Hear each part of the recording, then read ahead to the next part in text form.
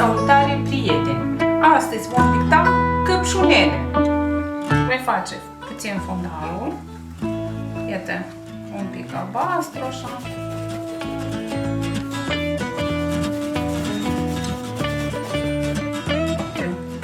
Puțin verde.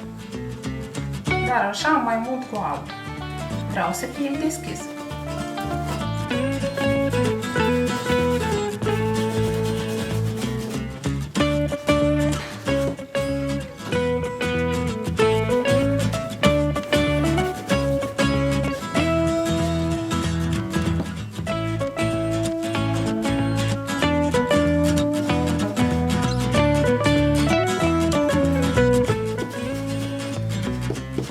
Putem amesteca alb cu albastru și cu verde, așa, primim nuanțe diferite, mai întunecat, mai deschis, mai mult alb, mai puțin alb.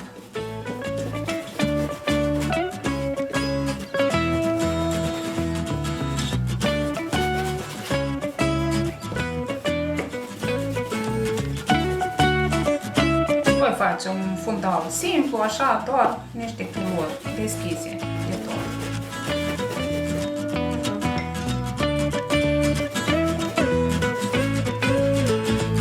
După ce am pictat fundalul, va trebui puțin să se usuce, dar vopselele acrilice se usucă destul de repede și putem începe. Voi face căpșunele prin pete. Voi lua roșu și voi pune așa o pată. Va fi o căpșună. Așa. Voi lua, iată, roșu mai spre roz, așa.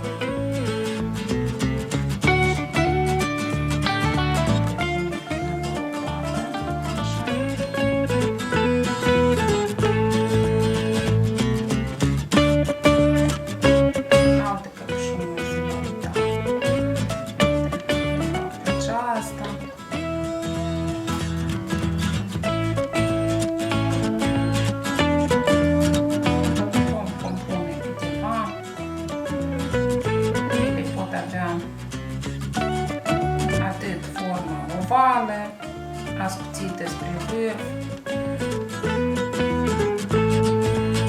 cât și o formă mai neregulată,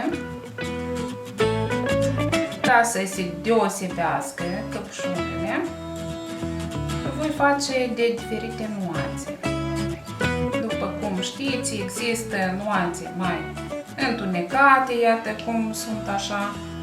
De data aceasta, căpșunele la mine sunt destul de întunecate la culoare, dar există și mai deschise, mai spre roz. Așa, și voi face și aici așa o căpșună.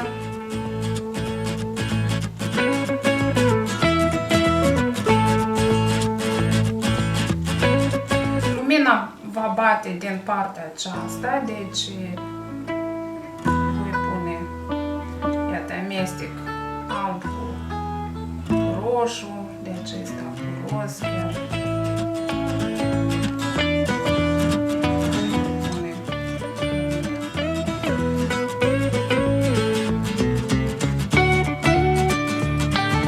Deci pictăm căpșunele prin pete.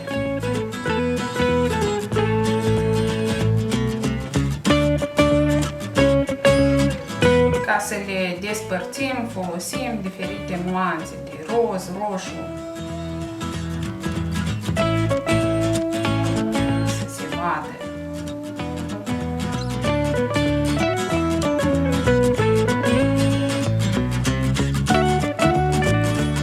Aici unde ele se unesc, putem pune chiar așa o pată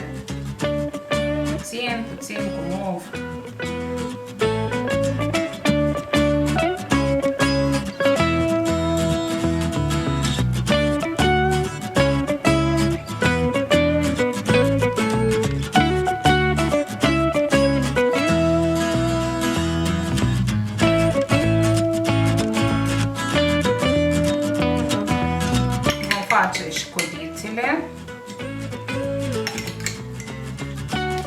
observați, codița așa este ca o steluță lipită de căpșună cu codița.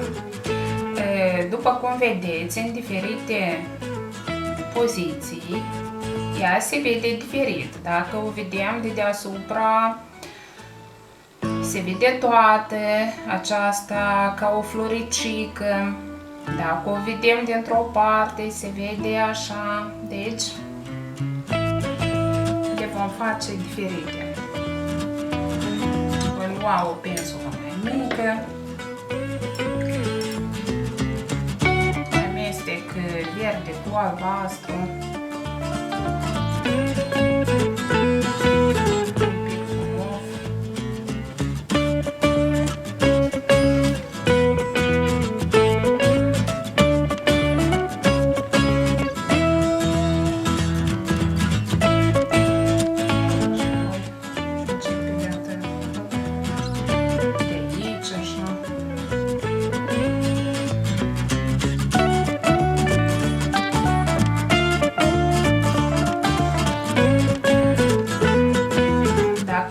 Culoarea nu este uscată, se poate amesteca.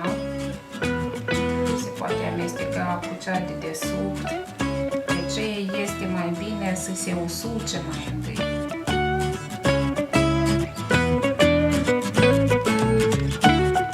Eu însă nu vreau să opresc filmulețul și am să încerc foarte atent să fac în așa mod.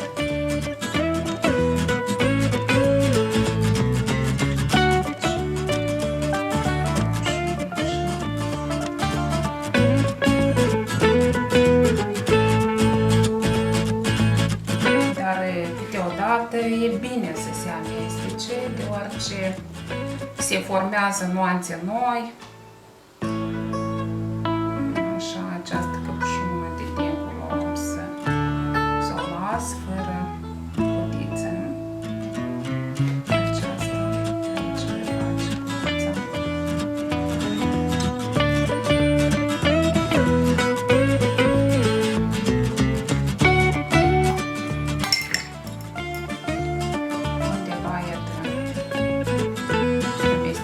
Verde cu galben. Vom pune așa, unde și unde, în lumină mai mult. În lumină putem amesteca în verdele cu galben și alb să fie mai deschis.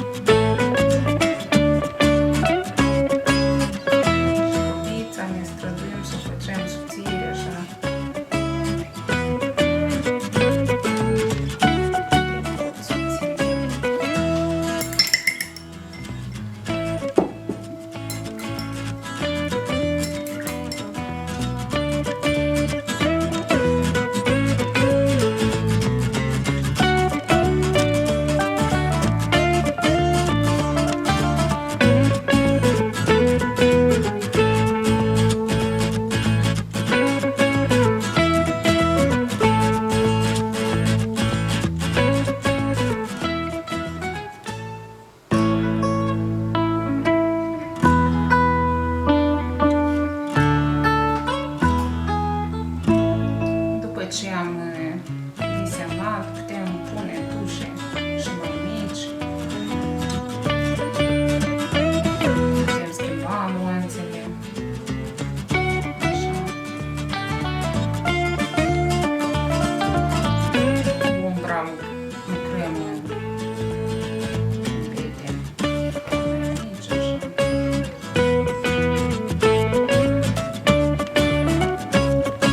Important să nu amestecați culorile cu cafeniu, deoarece căpșunele trebuie să rămână gustoase.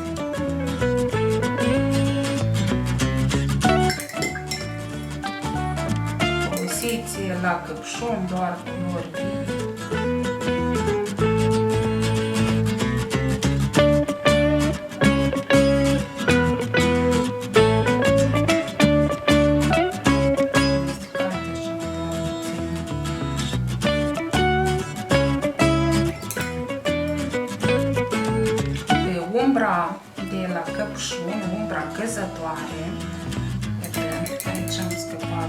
spate, dar nu este nimic, trebuie să ia.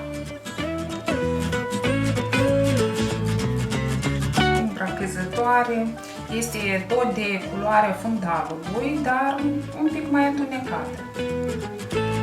Aici voi pune verde, puțin mov.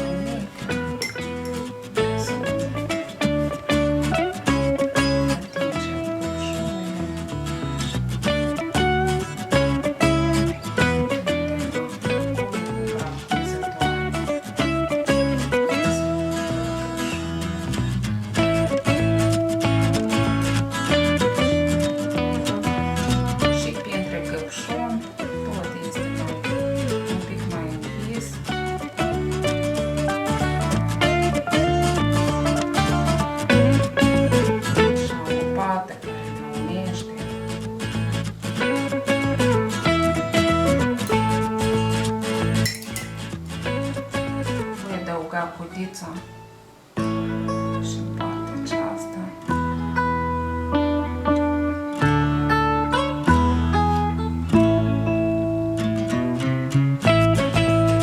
Așa, cu verde, cu gălbui.